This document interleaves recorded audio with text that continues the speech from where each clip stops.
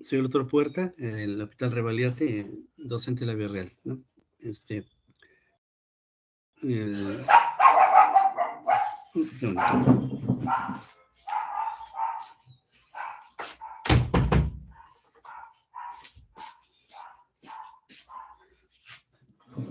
Lo que vamos a hacer una revisión sobre la endocrinología y los alcances de la imagenología, ¿no? De las imágenes, entre ellos todo lo que es la radiología en general. Quiere decir que hay endocrinología ligada a la radiología, desde un inicio incluso, desde cuando era rayos X solo, ¿no? Pero ahora ya pues tenemos todos los demás sistemas, ¿no? Ecografía, resonancia, tomografía, multicortes, PET scan, mamografía también es muy utilizado en endocrinología. Entonces, los órganos más conocidos endocrinológicos son la hipófisis como órgano central, las suprarrenales, la tiroides, paratiroides, páncreas y los síndromes paraneoplásicos. Si estás escuchando, ¿no? Los síndromes paraneoplásicos. O sea que un síndrome hormonal, pero que no es provocado por una glándula endocrina, sino por algún tipo de cáncer funcionante. Muchos de esos hay en mediastina y pulmón. Entonces, no solo es estudiar la glándula, sino lo que lo contiene. Lo que contiene, por ejemplo, la hipófisis de la silla turca. Entonces, la silla turca se pudo analizar desde un inicio hace más de 100 años con radiografía simple. Claro, entonces la información era muy limitada a las dimensiones de la silla, ¿no? Para decir que ahí había algo creciendo. Más en la clínica, por supuesto. Entonces, la silla turca está en la base del cráneo y contiene la hipófisis como glándula principal. Se debe tomar en un lateral estricto. Si la placa está oblicuada, no es un buen estudio de silla turca. Y la distancia objetiva para una radiografía de silla turca es 1 metro. Acuérdense de que un pulmón es a 1,5 metros, 1,80 metros, y una teleradiografía de tórax es 2 metros. Acá la distancia es menor para una imagen óptima, ¿no? De la silla turca. Le dieron ese nombre por la forma de una silla de montar, ¿no? Ahí se describe el dorso, en el posterior, el tubérculo hacia adelante, la fosa hipofisaria, que es todo el espacio, y las pequeñas puntas en los extremos anterior y posterior, que son las clinoides, anterior y posterior. El surco quiasmático está justo por delante, ¿no? Hacia el tubérculo. La parte posterior también se le llama lámina cuadrilátera, que es más delgada, en cambio el tubérculo es más grueso. Eso explica que cuando la silla turca crece por un tumor hipofisario, se destruye más hacia abajo, hacia atrás y posterior, clinoide posterior, antes que hacia adelante. La silla turca generalmente es oval en adulto, ¿no? 58%, y 25% puede ser redonda. Plana y 7%, es muy raro, silla turca es plana, o sea, lo más común es oval. En cambio, en los niños, la gran mayoría, 70%, es de aspecto redondo. ¿Ya? Entonces, un niño con una silla turca oval llama la atención, debe haber algún problema, ¿no? Asimismo, un adulto con una silla turca redonda no es lo más común, por lo tanto, queda en sospecha si hay un síndrome endocrino agregado o hemianopsia, que es el signo clínico más evidente cuando una lesión hipofisaria sobresale de la silla turca y comprime el quiasma, que está arriba de la silla turca. Las regiones ubicadas son celar, paracelar e hipotalámica. A esto algunos agregan la supracelar propia, ¿no? Supracelar propia. La paracelar es al costado de los senos cavernosos, sifones carotídeos. O sea que la silla turca está rodeada por muchas estructuras Y la glándula hipófisis es muy pequeña, pero muy importante. Estas son los límites de una silla turca normal en un adulto. La distancia AP es muy amplia, de 4 a 12 milímetros, promedio 10. La altura de 4 a 12 milímetros, promedio 8.5. Y transverso 15. O sea, lo más común es que encontremos una silla de 10 por 8 por 15. Y el autor de Ichiro Nelson hace la siguiente elaboración. Multiplica las 3 dimensiones y le saca un promedio, que es la mitad. ¿Cuál es la explicación? Si ustedes por geometría del espacio multiplican 3 dimensiones entre sí, obtienen el volumen de un cilindro. Pero si le sacan la mitad, obtiene el aproximado de una esfera dentro de ese cilindro, ¿no? Entonces, como la glándula hipófisis tiende a ser esférica, entonces hay que sacar la mitad del promedio total de la medida del crecimiento. Entonces el promedio es 594 milímetros cúbicos.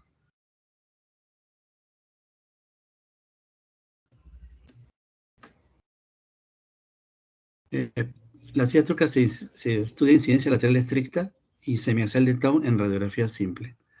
Entonces, en el lateral estricto ve la silla turca como en perfil. Se ven las creniolas anterior, el piso, la creniola posterior, ¿no? Y los bordes del tubérculo y la lámina cuadrilátera. Y debajo de él se nota fácilmente el seno esfenoidal, el seno paranasal esfenoidal. Y el semiaxial de Towne es para lograr ver el dorso de la silla turca a través del agujero magno.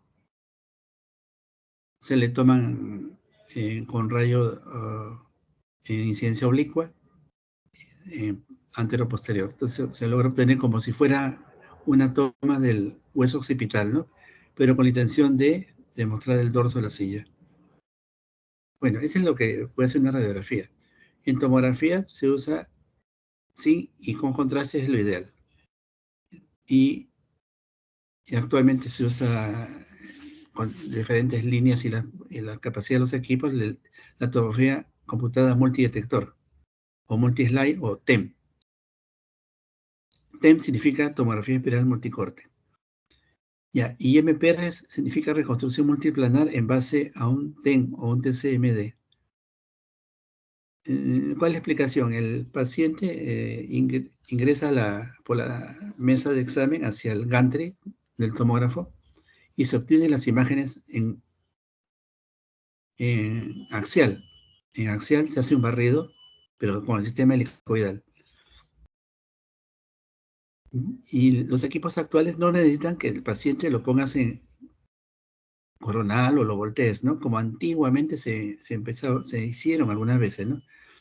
El equipo mismo, en base a la amplia capacidad del cortes milimetrados, reconstruye, hace una volumetría y reconstruye en los 3 planos. O sea que los 3 planos son axial, coronal y sagital. Ese es el MPR. Entonces, los tomógrafos actuales, el MPR es prácticamente automático. El equipo lo reconstruye y uno ya en la estación de trabajo, o con el tecnólogo, de acuerdo a lo que necesita para el protocolo, graba o imprime las imágenes en los 3 planos. La resonancia magnética nuclear ya de por sí es multiplanar, o sea, no es que se hace un MPR. La adquisición es volumétrica desde un inicio y desde antes que el tomógrafo hiciera los MPR mejor o sea, tuviera mayor imagen, ya la resonancia magnética demostraba todos los planos por adquisición volumétrica misma, porque no es que sea una hilera de cortes, ¿no?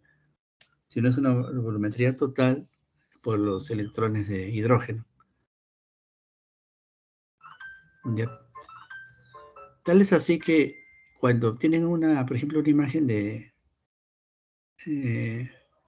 planar, de uno de los planos de la silla turca en resonancia y llevan a unos 15 cortes, en tomografía pueden ser los cortes incluso más finos, más delgaditos.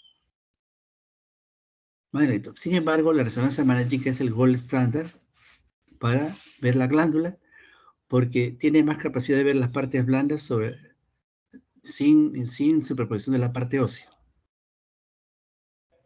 sin desmedro, ¿no? Entonces, actualmente, ¿qué es lo ideal para ver, por ejemplo, un microadenoma, hipófisis? Es resonancia magnética.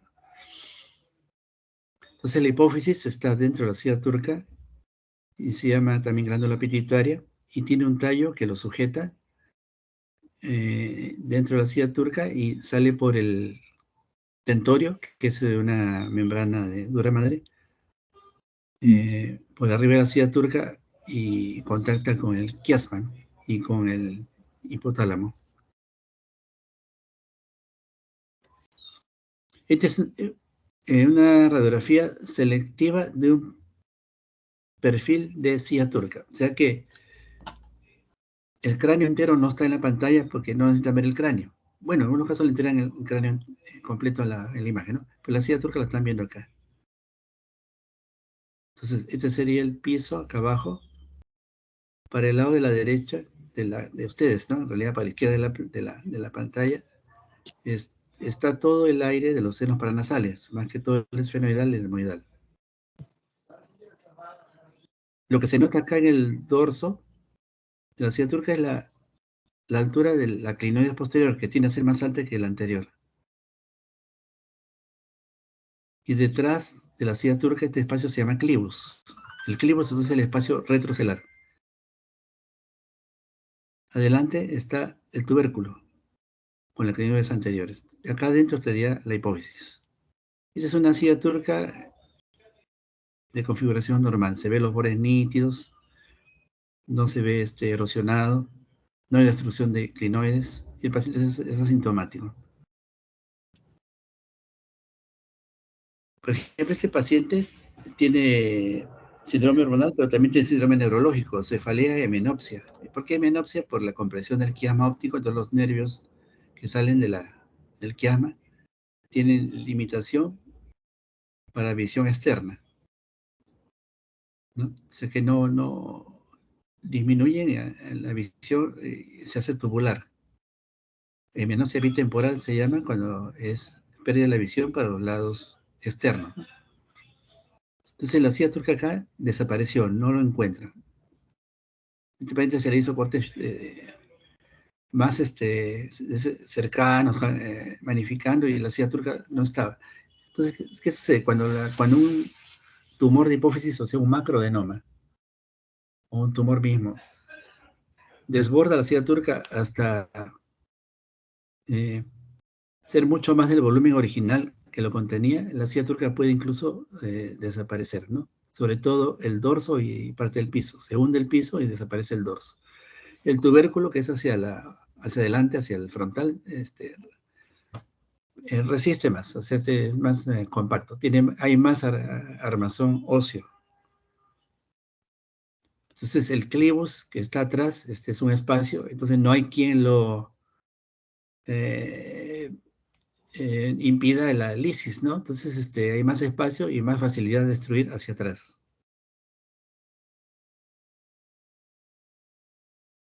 Entonces, la silla turca tiene varios componentes rodeándolo, o sea, es bastante complejo en realidad, ¿no? Arriba de la silla turca tenemos el tercer ventrículo y el quiasma óptico.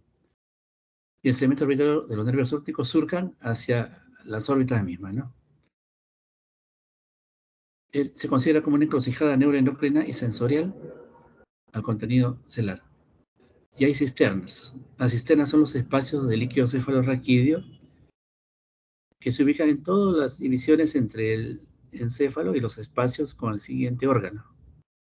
Por ejemplo, el cerebro con el tronco, con el tentorio. En este caso, el encéfalo con la silla turca. Entonces acá hay las cisternas optoquiasmáticas subfrontales e interpedunculares. Y funcionan como una especie de amortiguación, ¿no? Con lo que está por arriba de la silla turca.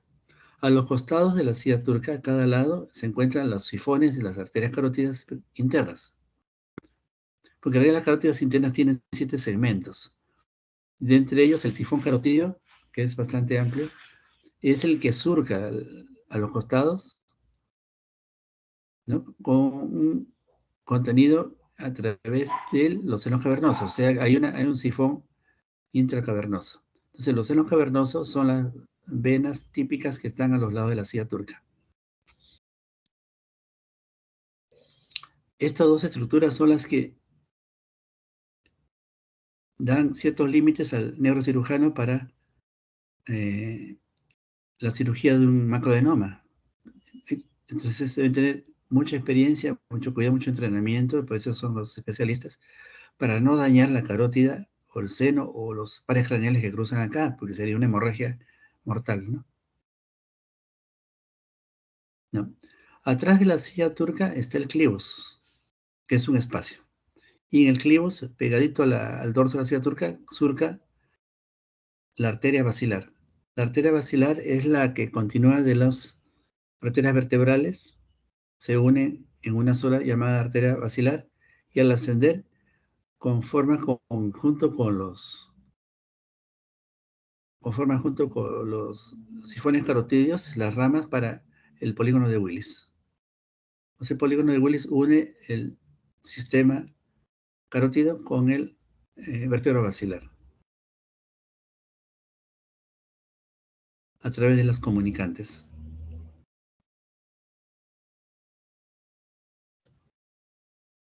Bueno, esto lo vamos a pasar un poquito rápido porque no es imagen, sino algo del desarrollo de la celular, ¿no? Bueno, el origen biológico de la hipófisis es ectodérmico, se desarrolla a partir de dos fuentes, un crecimiento cefálico del techo del estomodeo futuro adenohipófisis y un crecimiento caudal del encéfalo futura neurohipófisis. Traducción, la parte anterior que es adenohipófisis viene de abajo para arriba y la parte posterior que es neurohipófisis de arriba para abajo y se unen. Este es uno de los rarísimos casos en la que no tenía hipófisis, ausencia de glándula hipófisis. Posiblemente el paciente tenía más malformaciones y era incompatible con la vida. Entonces, otro raro caso, este es más literatura, nunca lo he visto en vivo y en directo, ¿no? Pero dos tallos hipofisarios y dos hipófisis, duplicación de la hipófisis. Son rarísimos, más es sacado de la literatura. Bueno, esta es una resonancia magnética en la cual la hipófisis está aquí. Ven lo pequeñito que es aquí.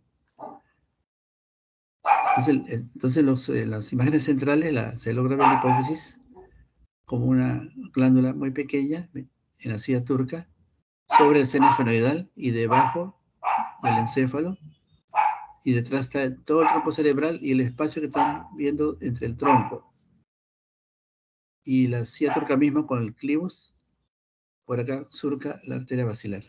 Entonces, acá está la explicación que hacia atrás hay menos sostén óseo, ¿no? No hay prácticamente. Y adelante sí, adelante está todo el armazón de los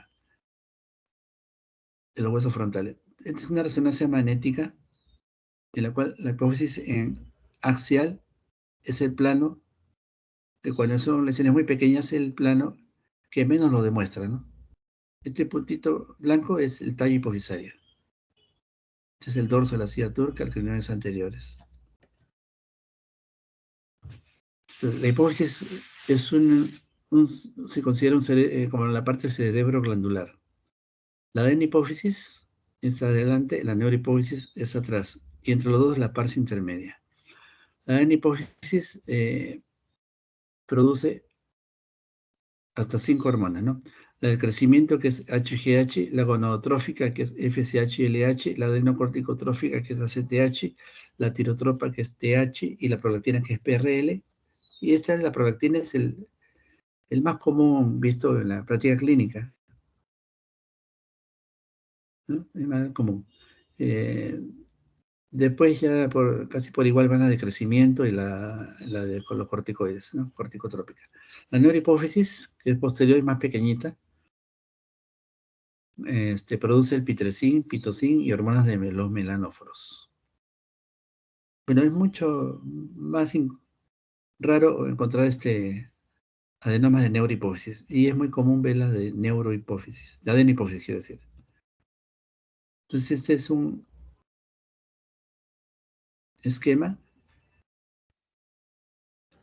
hecho sacado de un atlas, ¿no? De anatomía, ¿no? en que hacia adelante, anterior sería la adenihipófisis y el lóbulo posterior se llama neurohipófisis. Entonces el tallo tiene varias filas acá que lo unen y van al hipotálamo. Entonces estos tienen una función neurosecretora, ¿no? Entonces no solamente segrega, sino la conexión directa con el hipotálamo para la elaboración y el circuito, ¿no?, hormonal.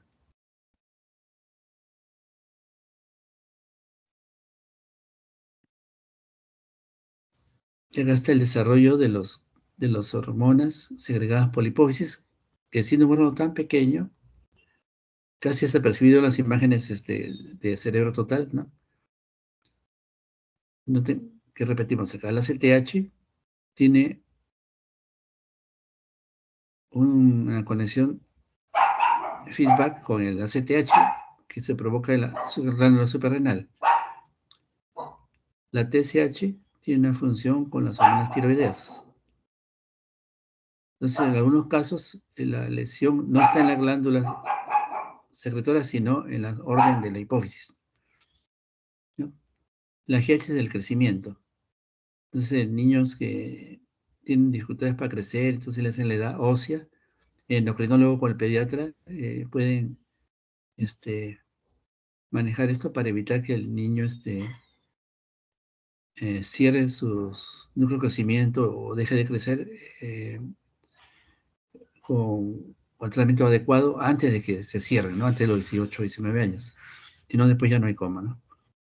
La FSH ligada a todo lo que son los ovarios, los anexos. La LTH ligada a la prolactina, a la segregación de la leche materna.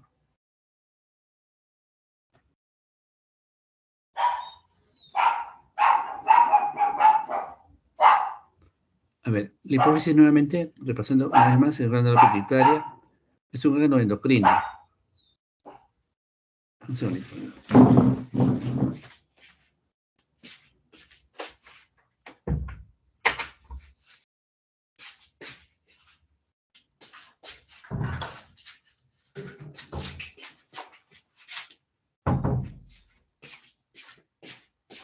Es un órgano endocrino,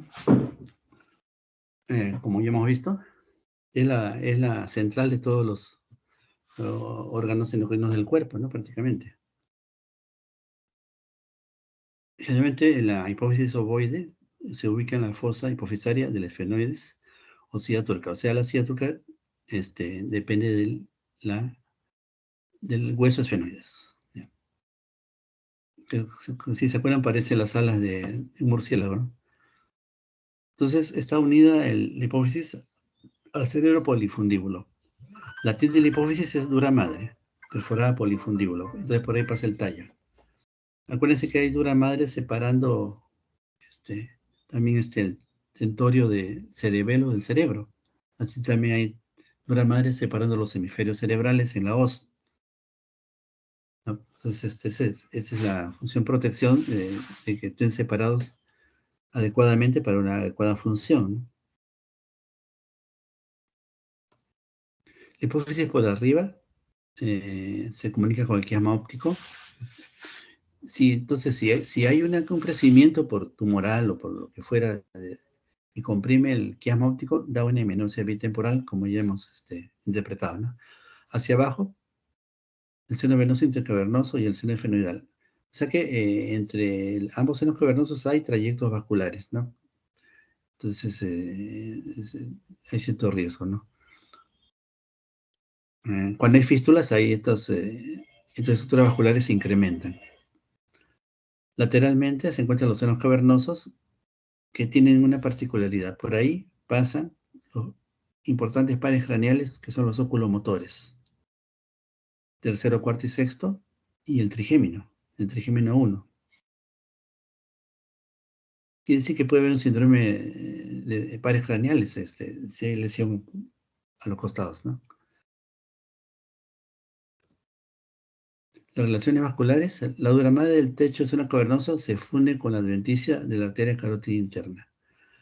La cisterna supracelular contiene las arterias del polígono. segmentos de la arteria carótida interna, y aquí les dije que son 7 segmentos, acá están algunos de ellos. El C4 es el cavernoso mismo, el C5 es el clinoideo, el C6 es el oftálmico, el C7 es el que tiene el comunicante para la vertebral. Entonces, si la pregunta es, ¿cuál segmento es clinoideo? Es C5, ¿no? Y una de las opciones.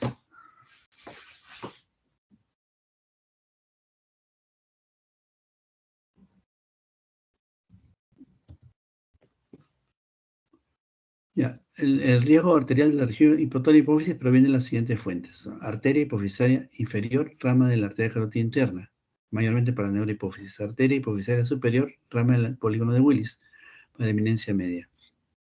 Arteria hipofisaria media, origen variable para el pedículo. Sistema venoso portal es el que drena la adenipófisis. Entonces hay mucha relación vascular. Entonces esto ya es, para eso el especialista en neurocirujano tiene que entender al dedillo todo esto para evitar riesgos vasculares, ¿no? En su intervención. Arteria carótida interna, ya vimos, segmento cavernoso C4, clínico C5, oftálmico C6, comunicante C7. Centro clínico es parte de la rodilla anterior de la carótida interna y está fusionado con el techo del seno cavernoso. Es una fusión directa ahí. Bueno, estamos repitiendo un poquito. Ya, entonces, la hipófisis, la hipófisis y la neurohipófisis ya sabemos lo que hemos comprendido, ¿no? La hipófisis tiene la porción tuberal o infundibular, el intermedio y la distal. La neurohipófisis, la eminencia media, tallo infundibular y prolongación infundibular, que es el tallo neural. Algunos autores consideran que la neurohipófisis en realidad no es endocrina típica, ¿no?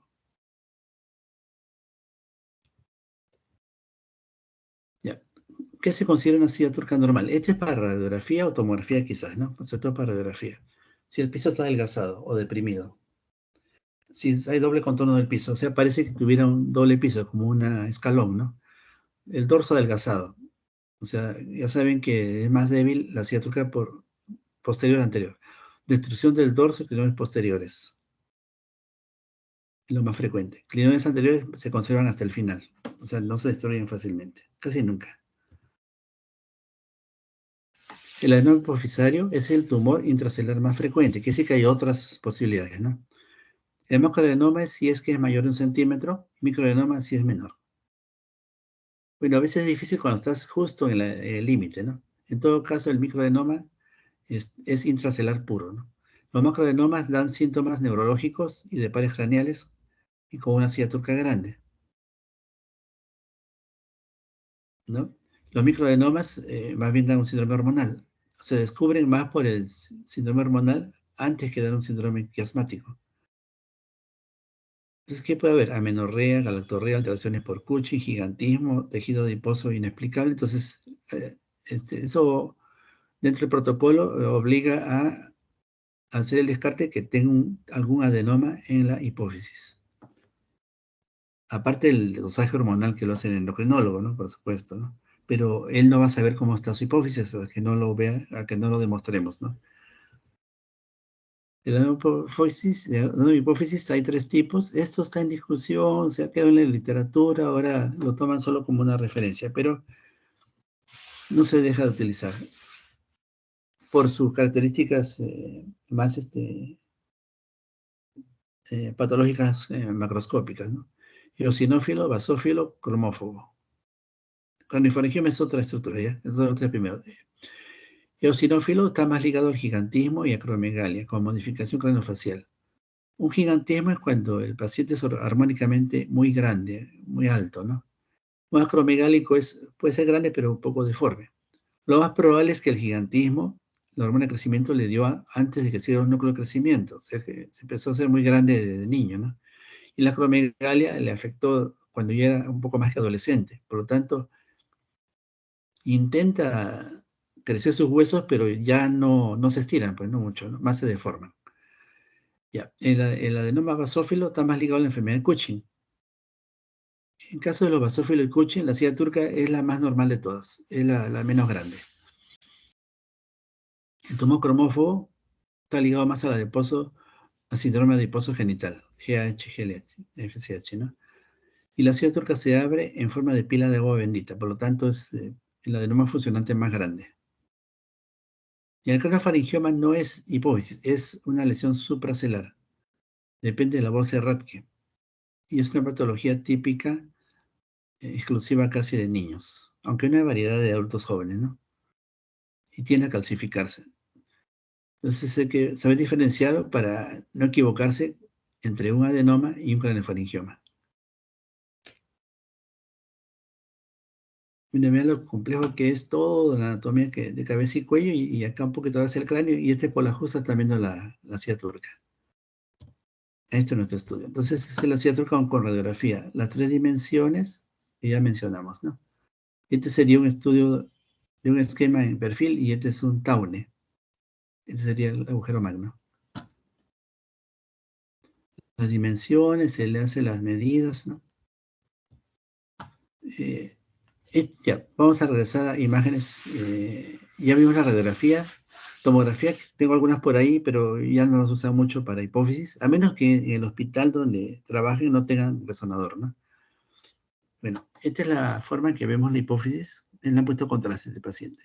La hipófisis lo tenemos claramente acá, dice glándula hipofisaria. Talla hipofisaria es la línea acá vertical que sujeta a la hipófisis, y arriba, como si fuera una imagen transversal en T, ese es el quiasma óptico. De ahí progresa hacia los nervios ópticos. Esos agujeritos negros a los costados son los sifones carotídeos. Y lo blanco que lo rodea a los sifones carotídeos son los senos cavernosos. Así ahí quiere decir arteria carótida interna, pero el sifón, pues, el sifón carotídeo o la porción cavernosa. Esta es una resonancia de una silla turca y una hipófisis normal. Perfecto. Y los espacios oscuritos acá son las cisternas.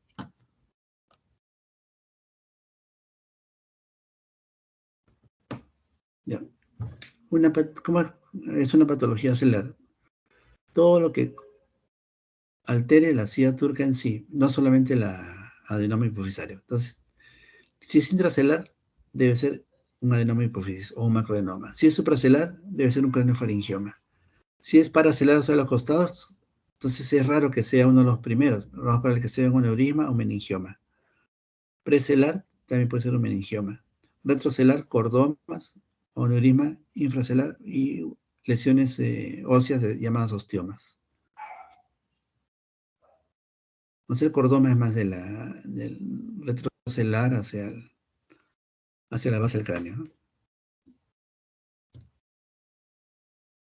Este sería un esquema cómo se va destruyendo la silla turca en un adenoma, macroadenoma, ¿no? Va alisando el dorso y esta es la imagen de pila de agua bendita. La progresión en el tiempo, más los síntomas, y si hay síntomas clínicos también, ¿no? Y los síntomas neurológicos. Por ejemplo, este es un paciente adolescente que no tiene un síndrome hormonal en sí, sino al revés, una depresión de las hormonas. Ya se nota que tiene que haber calcificaciones, sí, un orden específico, pero no parecen ser de la misma hipófisis, sino encimita. Entonces, estas son imágenes más para craniofaringioma.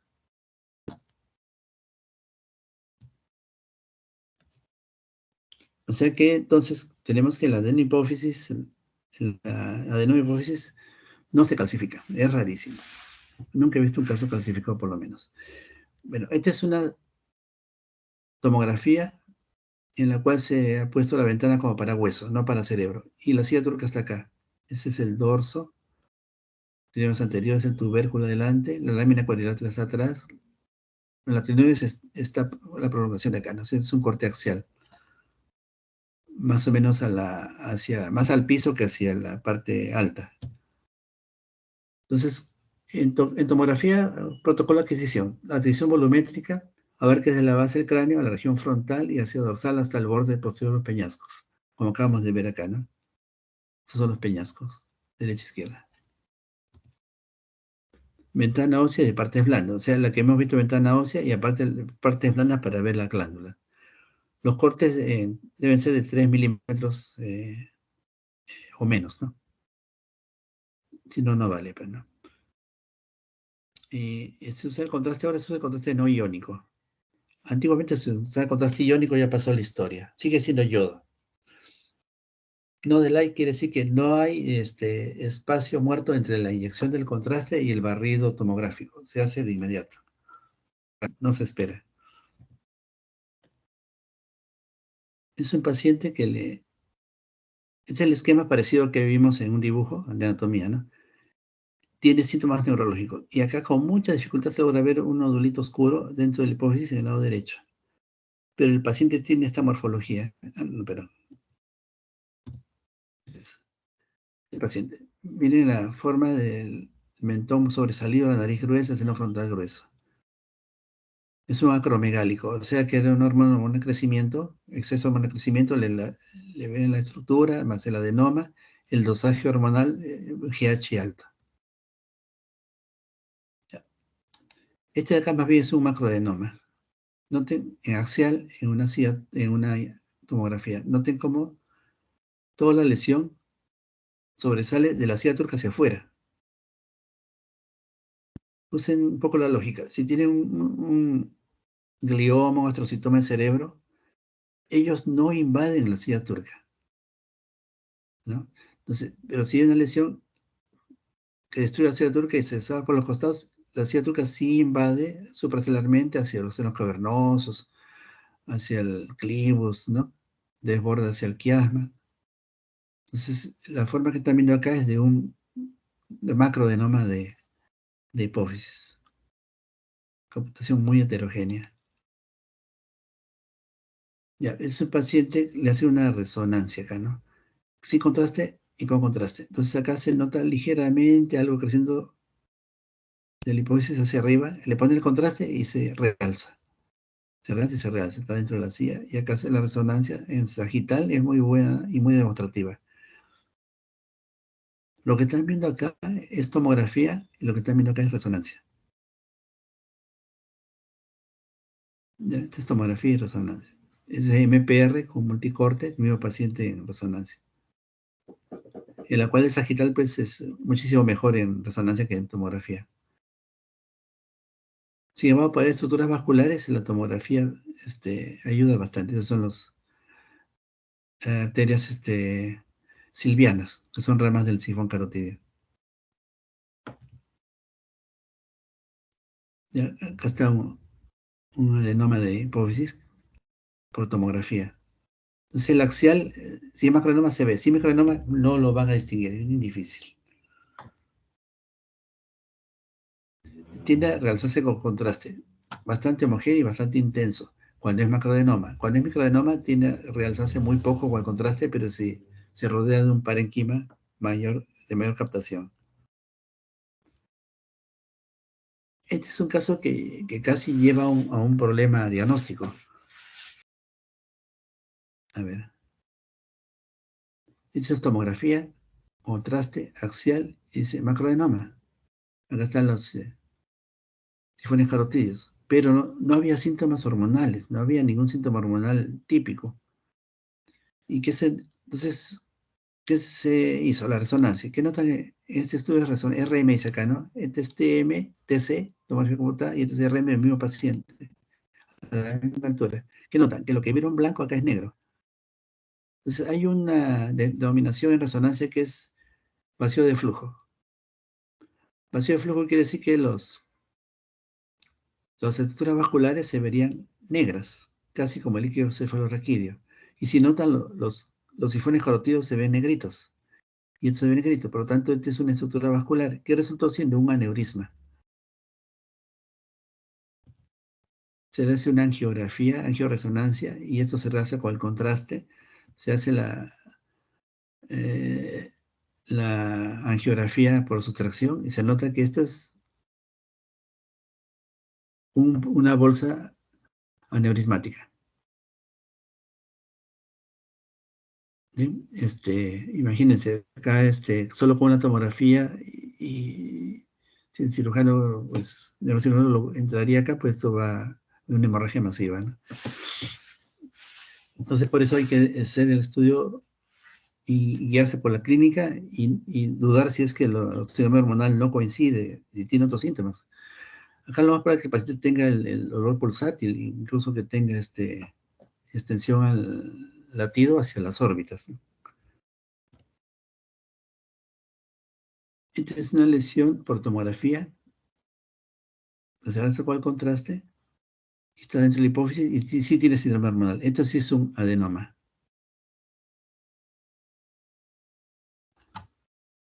En el caso anterior, lo que llamó la atención es que el probable adenoma, que fue aneurisma, se realzaba igualito que las arterias, ¿no? Acá no, acá es un adenoma. Y acá no te. Esta es tomografía en coronal. ¿Noten cómo el adenoma está dentro de la silla turca y sobre la silla turca? Se llama un macroadenoma. Y es muy homogéneo. Y por acá sería el quiasma, lo está posiblemente comprimiendo. Este es el tercer ventrículo. En casos extremos puede abrir hasta hidrocefalia si comprime hacia arriba. Este es sagital visto de tomografía. Sigue siendo tomografía. ¿Cómo saben que es tomografía? Porque el hueso es totalmente blanco, ¿no? Entonces acá está el adenoma hipófisis. La neurohipófisis prácticamente está planita acá atrás, ¿no? Entonces un adenoma, un macroadenoma de adenihipófisis. O no funcionante o cromófobo, las dos posibilidades. Mismo paciente, diferentes planos de acercamientos. Regresamos a una resonancia donde se ve la hipófisis aquí normal. Normal, acá no hay nada. Entonces regresamos al protocolo de resonancia magnética. Adquisición a nivel del encéfalo en secuencias ponderadas en FLAIR y T1 sin y con contraste. Silla turca coronal y sagital T2 y T1 con gadolinio. Bueno, el gadolinio se usa en T1, no se usa en T2. Matriz 246, FOB 140, bueno, esta es más técnica, no es para los alumnos de medicina lo interpreten, ¿no? Pero para que sepan todo lo que hay que hacer, ¿no? Y también usó adquisición para 3 milímetros. FATSA, que es saturación de la grasa, o sea, oscurecemos la grasa para que no se interponga en la visibilidad. Se puede hacer un FATSAT para la base del cráneo. En el microadenoma se puede utilizar secuencias dinámicas con 18 adquisiciones cada 25 segundos post-gadolinio. ¿Se dan cuenta? Entonces, que acá se usa un sistema ya del software para guiar el protocolo del tiempo de secuencias y adquisiciones. Esa es pura técnica. Regresamos a anatomía. Entonces, ya lo vieron esto previamente, lo repetimos. Con contraste y sin contraste. Este es el dibujo anatómico y esta es la forma de verlo, ¿no? Con el estudio por resonancia. En coronal, ¿no? Entonces la glándula hipófisis se realza homogéneamente. Es el tallo, es el quiasma otra vez, normal, ¿no? El quiasma. Sacó de Radiographics, ¿no? De una revista de la especialidad.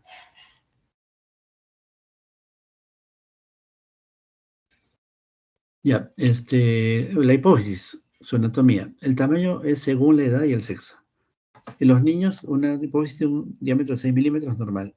En varones, mujeres postmenopáusicas, 8 milímetros de diámetro normal. En mujeres jóvenes, o sea, en edad de reglar o de prolactina, 10 milímetros. Si una mujer está embarazada o ya está lactando, la hipófisis llega a 12 milímetros y sigue siendo normal. Entonces hay que tener cuidado con los cambios fisiológicos con la edad y no dejarse llevar por la primera medida.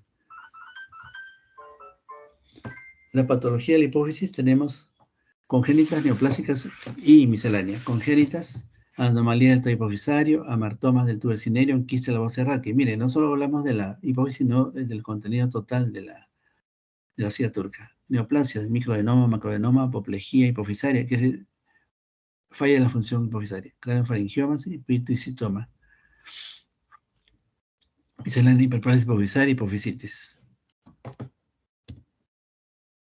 Por ejemplo, esta es una chica de 19 años que está segregando pues, cantidades de hormonas, está haciendo folículos en los ovarios. Entonces, homogéneamente grande, hasta toca el tallo, pero no tiene un síndrome hormonal. Por lo tanto, se considera que es fisiológico. Entonces, mucho cuidado, no van a pensar que es un macroadenoma. ¿Qué otra cosa podemos encontrar? Por ejemplo, este es un caso, sacó en literatura, un meningoencefalocele. O sea, hay una abertura que no impide que la meninge con el líquido cefalorraquídeo se vengan hasta la nariz prácticamente, hasta el seno esfenoidal. Estamos viendo qué otra cosa podemos encontrar, ¿no? Esta es una secuencia en T2 cis y T1 con gaudilio. En T2 los líquidos se ven blancos y en T1 con sin gaudilio los líquidos se ven oscuritos. Entonces el líquido cefalorraquídeo. Una imagen quística, pero está encima de la silla turca, no está dentro. Es una quiste de la bolsa de Rathke. Más que el líquido, tiene una combinación entre líquido y grasa. Y no es síndrome hormonal. La quiste de la bolsa de Rathke es supracelular.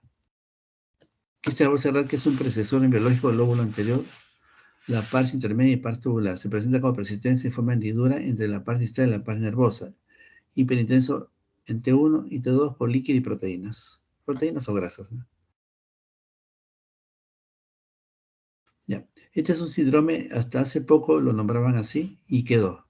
Silla turca vacía. ¿Qué quiere decir? Busca la silla turca por diferentes métodos y parece que no tuviera hipófisis. O está tan pequeña que puede pasar desapercibida o como una lámina.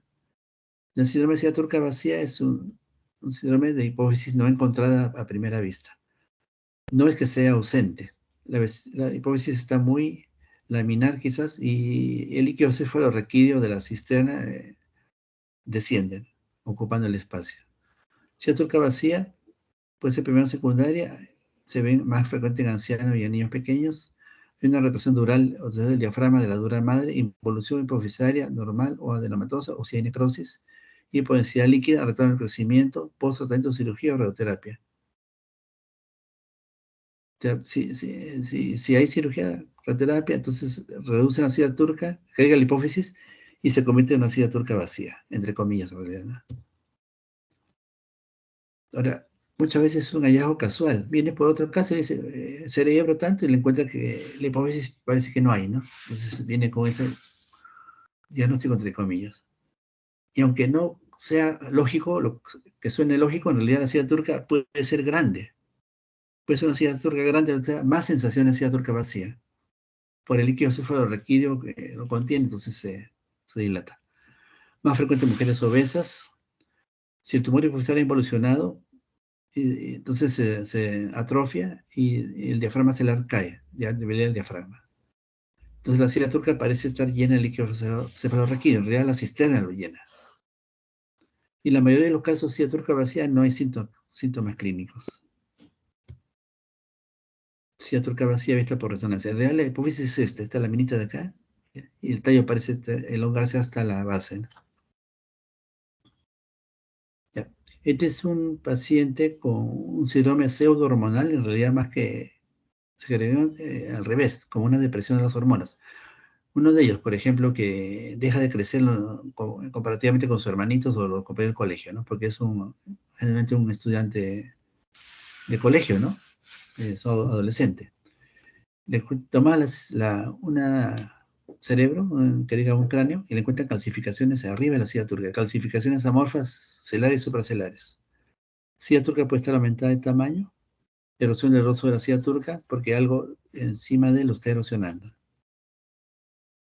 El faringioma visto en tomografía. Entonces acá noten un montón de calcificaciones sobre la silla turca. Entonces ya dijimos que los de hipófisis no se calcifican casi nunca. En cambio con el faringioma sí se calcifica. Le suman la edad y tienen el diagnóstico, ¿no? Ahora hay dos tipos, adamantinomatosos y papilar escamoso. El adamantinomatoso es de los niños y es el más frecuente. El papilar escamoso es el más raro y de adultos jóvenes, 30, 40 años. Entonces, el adamantinomatoso se calcifica, muy frecuente. El papilé escamoso se calcifica menos, tiene ser sólidos. Ya, con el contraste refuerzan casi siempre en periferia, dando la imagen como una lesión pseudoquística. Entonces son craneofaringiomas. Craneofaringioma, mira, la silla turca está acá y esto está encima. Este más arriba, este más abajo. Note que acá están las órbitas y está el seno y acá desapareció el cerebro, que sí que este es más arriba, está encima. Encima, un poco hacia atrás, es un craneofaringioma. Es un paciente jovencito. Este es con contrastes, en realidad, por eso se ve el contraste en la periferia. Se realza la periferia, no el centro. Craneofaringioma. Edad probable de este paciente, 12, 14 años, lo más frecuente. El faringioma adamantinomatoso es el infantil. El adulto, el papel escamoso, el máximo podrá llegar hasta 45 años, ¿no? Para ver calcificaciones, mejor la tomografía, ya para casi todo, que sea el cerebro. Entonces, es magnética, aspecto heterogéneo con elementos sólidos y quísticos. Entonces, tiene una conformación sólida, quística, calcificada, supracelular. Entonces, es bastante característico. El componente quístico tiene colesterol, proteínas y productos hemáticos. Y se ve hiperintenso en T1.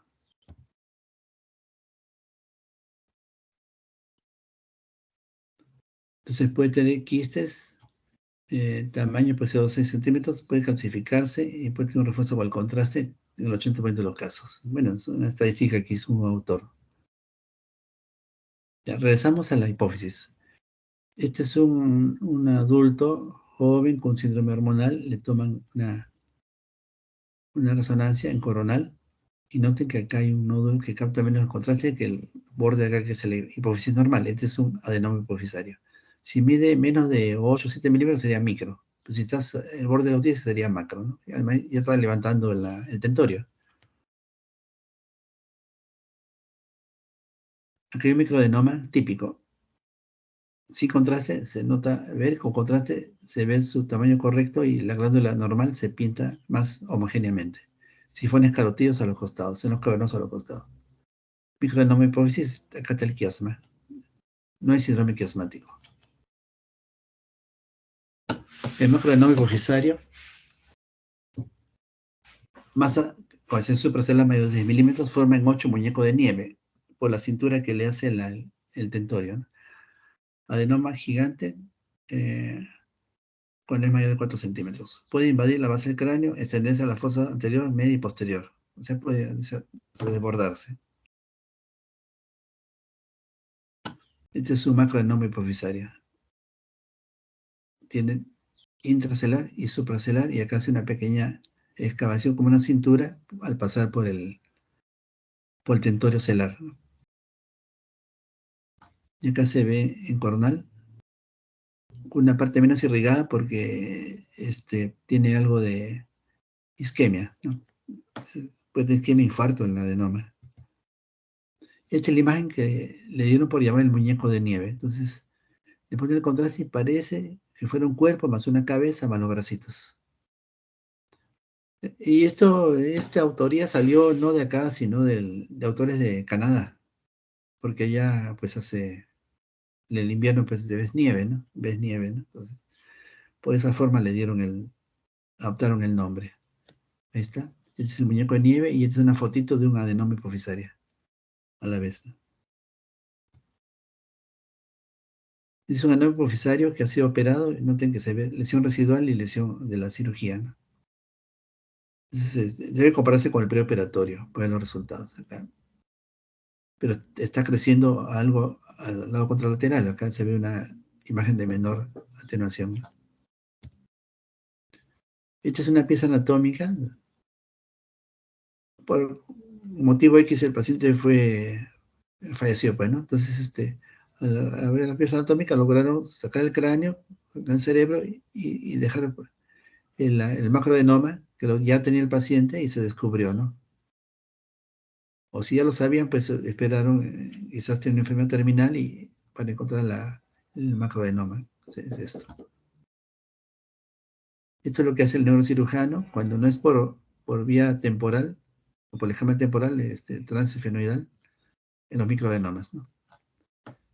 Con mucho entrenamiento de parte del especialista. Otras lesiones en la silla turca, meningiomas, son 15-20-25% de región celular, porque hay meningiomas también en la hoja del cerebro, en la fosa posterior, área de fenoides, ¿no? Otros diferentes sitios. Pero no es despreciable la frecuencia en la silla turca. De tuberculosis celular, procesos clinoideos, plano esfenoidal, diafragma común en mujeres de edad media.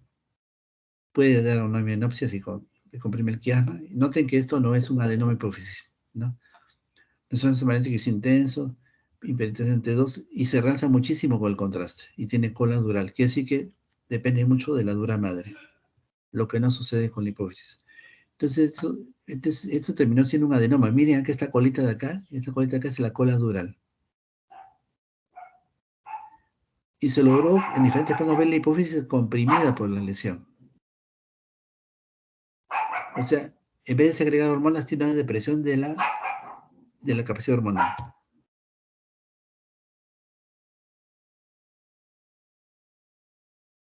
Vamos a hacer una que se distinga mejor. Apoplejía hipofisaria. Apoplejía hipofisaria es cuando se necrosa la hipófisis por diferentes motivos. Cefalea de inicio ictal, compromiso agudo del campo visual, compromiso de quiama. Puede expandir la hipófisis debido a necrosis masiva y hemorragia, a veces asintomática. La reacción semántica puede darle edad al sangrado, lógicamente si es hiperagudo, agudo, subagudo, crónico, ¿no? Entonces, esta es una resonancia o contraste de un paciente con macroadenoma hipofisario.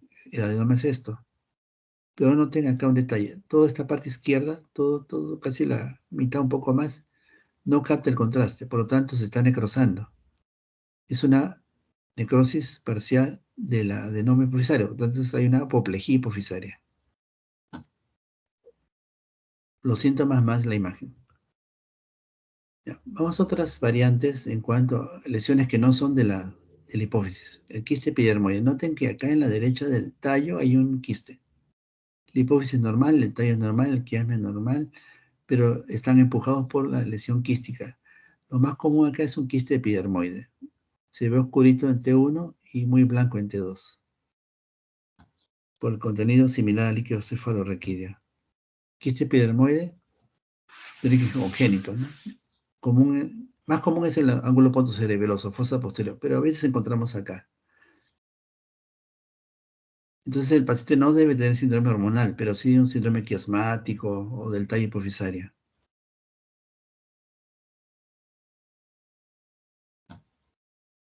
Ya pueden contener líquido y grasa en su interior. Vamos a la siguiente. Tumor epidermoide o quiste epidermoide o tumor. Vamos a pasar a la siguiente. Ya, acá hay una lesión muy poco frecuente, se han descubierto algunos casos, se han publicado en algunos congresos. Una imagen no tan quística, parecida, pero está en el tallo, pero sobre el túber. El túber es parte del tallo. Amartoma el túber cinerio. Y el tallo y el hipófisis es normal. Entonces este es supracelular.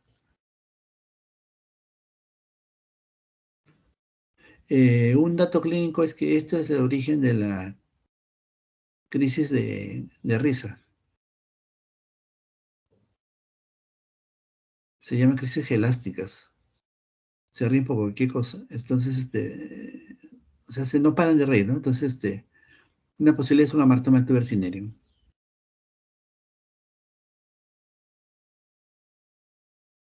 ¿no? A ver, el siguiente. Amartoma, masa de tejido neural ectópico, pubertad precoz, manchas sésiles y por en contexto de síndrome Pallister-Hall, cromosoma T, similar sustancia gris, no realza coadolínea. Bueno, este caso más de revistas nunca lo vimos en un congreso, ¿no? Es para que sepamos cuántas otras cosas podemos encontrar. En todo caso, sospéchenlo cuando alguien se ríe más de la cuenta, ¿no? También algunos autores, no lo volví a escuchar en un congreso, dijo que el amartoma del tuber cinerio lo ligaban a la homosexualidad.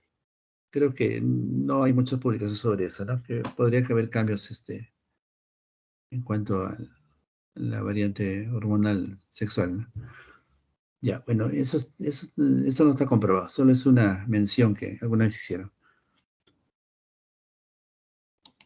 Ya. Y otras patologías, al final miren cuántas cosas podemos encontrar en silla turca. Lipomas, granulomas, todos los histiocytosis, hipófisis linfocítica, síndrome de Sheehan. Síndrome de Sheehan es después de un parto, de un aborto, ¿no? Tuberculosis, neurosarcoidosis, absceso hipofisario, aneurismas, que ya vimos un caso, quiste óseo neurismático, citicercosis, mucoceles. Y las que hemos visto también, ¿no? El meningocele. El mucocele es la inversa. El moco organizado del seno esfenoidal se sube hacia la silla turca. Esto es una silla turca homogénea, una hipófisis homogéneamente grande, muy grande, y terminó siendo una hipofisitis linfocítica, una variedad de linfoma. Trastorno inflamatorio de la hipófisis probable de origen autoinmune. Es más frecuente en adultos, mujeres, especialmente durante el embarazo puerperio. Aumentada de volumen, edematosa, infiltración linfocítica del lóbulo anterior, mayormente. No va al lóbulo posterior. Entonces sé que es una enfermedad pediátrica, que tiene varias variantes, ¿no? Tiene la variante de Langerhans. Es muy complejo esto. Dentro de esto da un síndrome hormonal, pero más ligado a diabetes insípida, ¿no? Que no es la diabetes de la normal, ¿no? Sino provocada a este nivel, ¿no? No tiene nada que ver con la glucosa. Y tiene lesiones osteolíticas en el cráneo, hepatomegalia y otras lesiones, ¿no? Tumores óseos, granulomas eosinófilos en hueso. Y el síndrome hormonal, que es el menos notorio de todos ellos. Entonces, lo que se encuentra son sobre la Langerhans en la histología, desorden multisistémico en la infancia, compromete hueso, órbita, pulmones, compromiso hipotálamo, tiene diabetes insípida, resonancia y engrosamiento del tallo con captación intensa de gadolinio.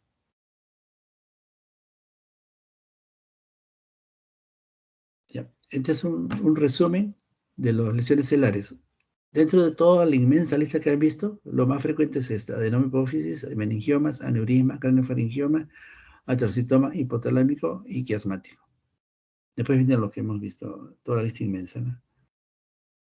Sigue siendo el adenoma más frecuente. Claro que si vas a la niñez, el más frecuente va a ser craneofaringioma. Ya, hay una idea que siempre me preguntaron, ¿cómo se ve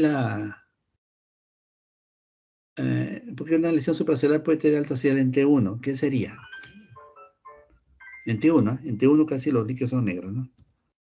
La neurohipófisis ectópica, ¿no? La neurohipófisis es más blanca por las proteínas y por la anatomía propia, ¿no?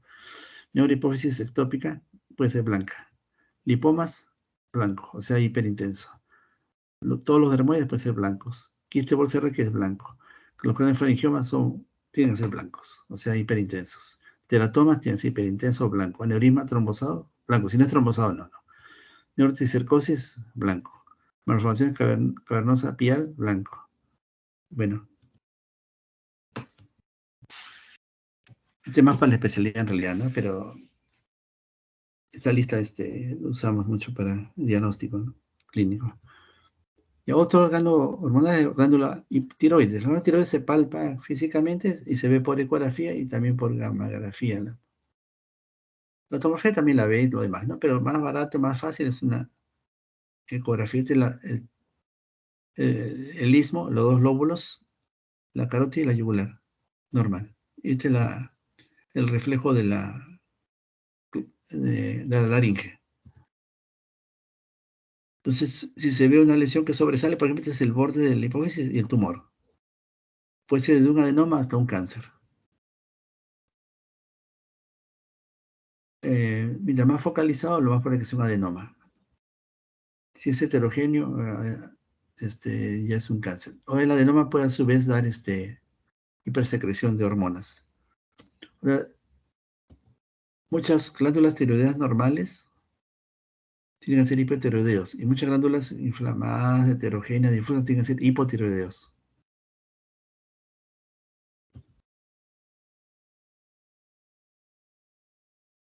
Entonces, una glándula tiroides en un esquema con un tumor acá termina siendo un cáncer. Mientras más heterogéneo, más probable que sea un tumor, ¿no?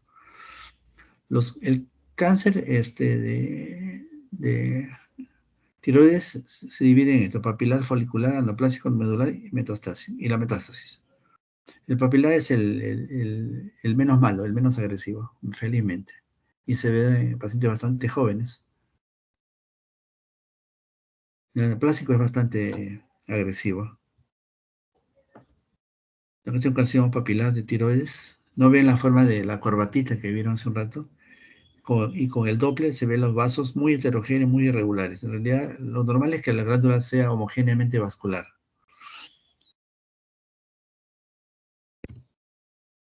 Por tomografía, ven el tumor. La glándula de hipófisis tiende a hacer calcificaciones, ¿ya? Si la calcificación sea maligno o benigno, tiene una cierta predilección por hacer pequeñas calcificaciones difusas. La tiroides de Hashimoto, lo que mencioné, una tiroides heterogénea, grande o pequeña, y densa y con un paciente gordito.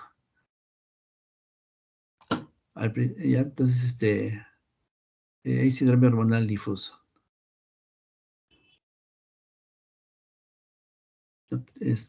Por una ecografía lo diagnostican con cierta frecuencia. Son tendencia de estreñimiento. ¿Por qué? Porque el intestino reduce su velocidad. O sea, cuando hay hipertiroidismo, el paciente puede ser muy diarreico, y cuando hay hipotiroidismo puede ser estreñido. ¿Se dan cuenta? Entonces, por la forma de la piel, la forma de la velocidad del tránsito intestinal.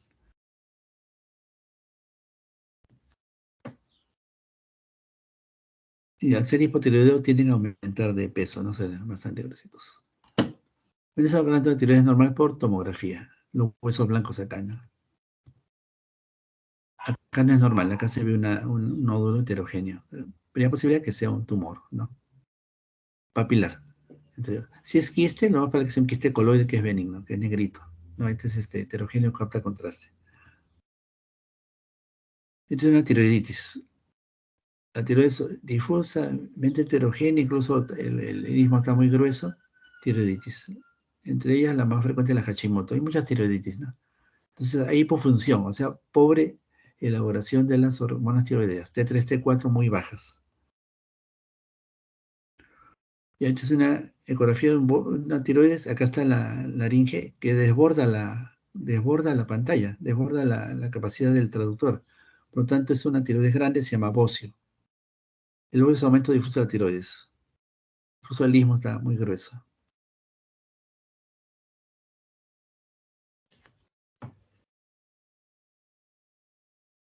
Se le toman medidas, ¿no? Los diámetros acá son 15 por 12 y una longitud de 25, ¿no? Llegan a 30. En cambio acá puede ser fácilmente 20 por 25 y una longitud de casi 40. Y el istmo debe ser 2 o 3 milímetros. Acá este istmo debe estar como 6, 7 milímetros. Entonces todas las medidas salen altas. Es un bocio difuso.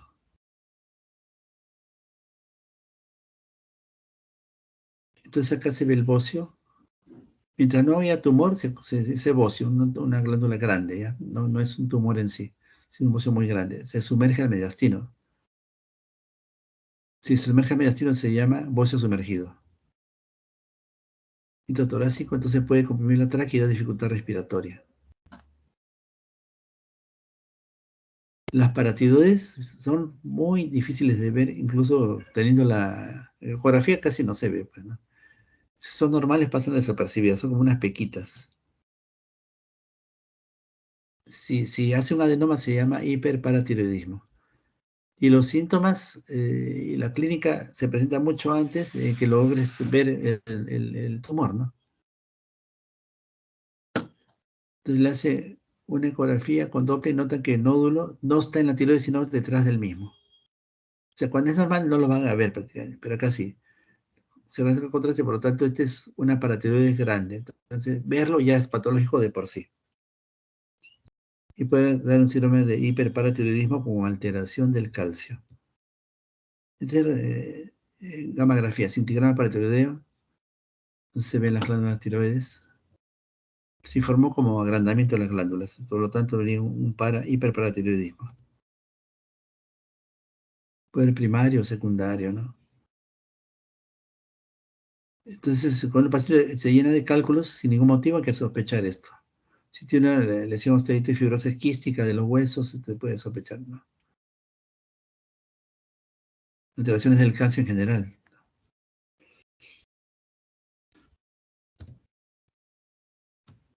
Tumor paratiroidismo es la lesión de hueso secundario o una paratiroides alta, ¿no? Que segrega hormonas en alto extremo. Por ejemplo, es un tumor óseo, provocado por hiperparatiroidismo, se llama tumor pardo. Por ejemplo, un detalle, cuando un paciente lo operan y le sacan la tiroides y lo dejan sin tiroides, de pasadita se llevan sus paratiroides, ¿no? Hace durante un tiempo hipocalcemia y hace trismus, contracciones musculares hasta que lo regulan. Es decir, por un tiempo tiene problemas con el calcio y problemas musculares muy difíciles de tratar, ¿no? Ya el endocrinólogo tiene que manejar con calma y evitar el efecto secundario. Esto terminó siendo un tumor pardo, asociado a un tumor de paratiroides. Tumor pardo. El tumor pardo entonces de la paratiroides es más común y frecuente del cuello para arriba, o sea, en macizo facial. Puede ir a cualquier lado, pero es muy raro verlo, por ejemplo, en un brazo, en una rodilla, ¿no? Y es muy común verlo en el hueso maxilar, en malar, toda la parte ósea de la cabeza. Otro órgano hormonal es la suprarrenal. Hay derecha e izquierda. Segrega los corticoides y la adrenalina. Entonces, en una ecografía pasa casi se percibe, se ve como un conito. Es normal. Hígado, riñón y el suprarrenal derecho, por la justa se ve. En tomografía se ven como unas huesitos de pollo, como algunos lo mencionan como una pirámide. La derecha es más angosta y la izquierda tiene que ser más abierta. Esto es normal. Esto es lo normal, ver como unas líneas. Acá le toman una tomografía a un paciente con síndrome hormonal. La suprarrenal derecha es esta, con riñón. La suprarrenal izquierda ha formado una lesión expansiva, pero muy homogénea y bastante oscura, con densidades algunas de tipo puntos grasos. Este es un adenoma suprarrenal izquierdo. Un adenoma. Entonces debe haber una evaluación de los corticoides en sangre, ¿no? En suero. En cambio, cuando un paciente tiene un cáncer conocido y de acá a un tiempo aparece una suprarrenal heterogéneamente irregular o con nodulaciones, la primera posibilidad es una metástasis. Si no hay ningún origen oncológico y es bastante homogéneo y tiene la densidad negativa y contenido graso, la primera posibilidad es adenoma.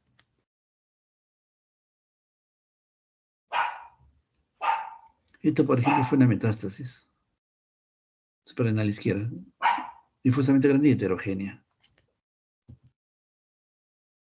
Carcinoma adrenal, este es más raro de ver, ¿no? Pero cualquier órgano de nuestro cuerpo puede ser un cáncer. Entonces es un cáncer primario adrenal.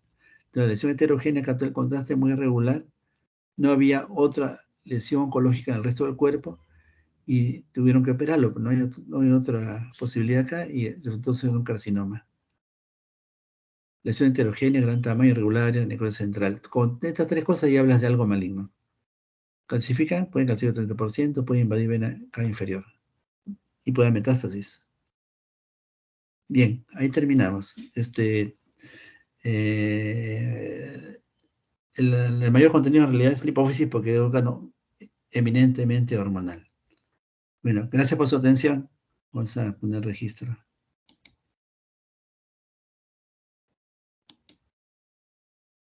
Estoy generando la lista, no salgan todavía. Ya. Muy buenas tardes. Nos vemos entonces en el grupo.